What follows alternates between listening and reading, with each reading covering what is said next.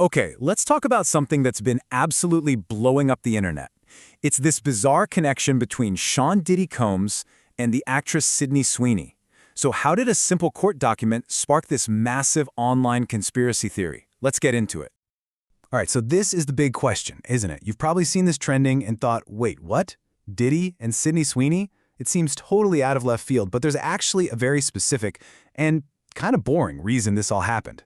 To get it, we've got to start at the beginning. All right, first things first, let's get the context right. This whole story really kicks off with the verdict in Sean Combs' recent federal trial. So here's the quick and dirty on the trial.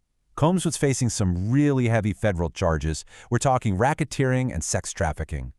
In the end, it was a mixed verdict. He was actually acquitted on those major charges, but he was found guilty on 2 counts of transportation for prostitution. The bottom line? He was sentenced to over 4 years in prison, and now he's appealing that. Okay, so that's the Diddy trial. But how in the world does Sydney Sweeney fit into this picture? Well, believe it or not, it all comes down to a single piece of paper. And here it is. This is the whole thing. The single fact that started this entire firestorm. During jury selection, Sydney Sweeney's name popped up on a list with more than 100 other famous people. That's it. That is the entire connection right there. So what even is this list? It's not nearly as dramatic as it sounds. It's a totally standard legal thing called a jury bias list.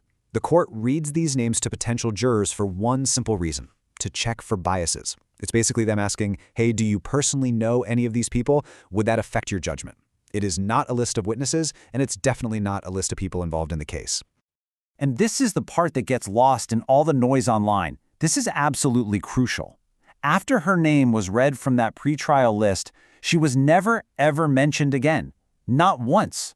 She wasn't accused of anything. She wasn't a witness. Her involvement literally began and ended with her name being on that piece of paper.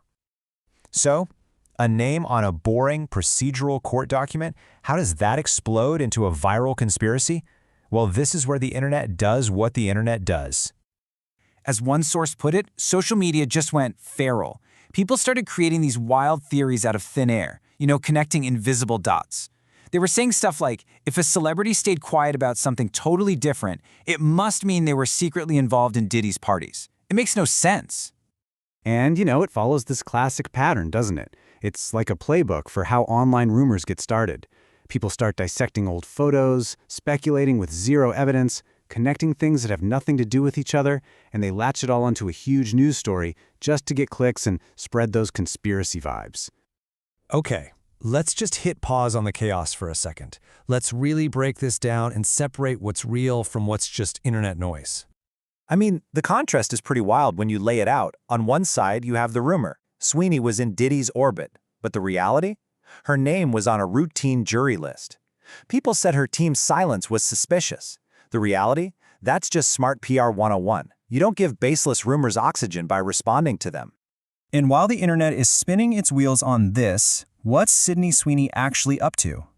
She's been busy training for a super physically demanding role in a boxing movie. It just shows you how huge the gap can be between the online narrative and what's actually happening in a person's life. So, what's the big lesson here? What do we take away from this whole mess? Honestly, this whole situation is a perfect case study in the anatomy of a modern internet rumor. Yeah, one source called this classic internet chaos, and that just hits the nail on the head, right? It's a textbook example of taking one tiny, mundane shred of truth, a name on a list, and weaving it into this giant, tangled web of nonsense. And why does this keep happening? Well, it pretty much boils down to one thing: clicks and engagement. Tying a huge but completely uninvolved celebrity to a major scandal gets a ton of attention. And in that race for traffic, the truth, well, it often gets left behind. And that's what's so wild. It really makes you wonder, doesn't it? If something this small can be twisted into a viral conspiracy this easily, is anyone with a public profile truly safe from getting dragged into a story they have absolutely nothing to do with? It's a pretty crazy thought to end on. Thanks for tuning in.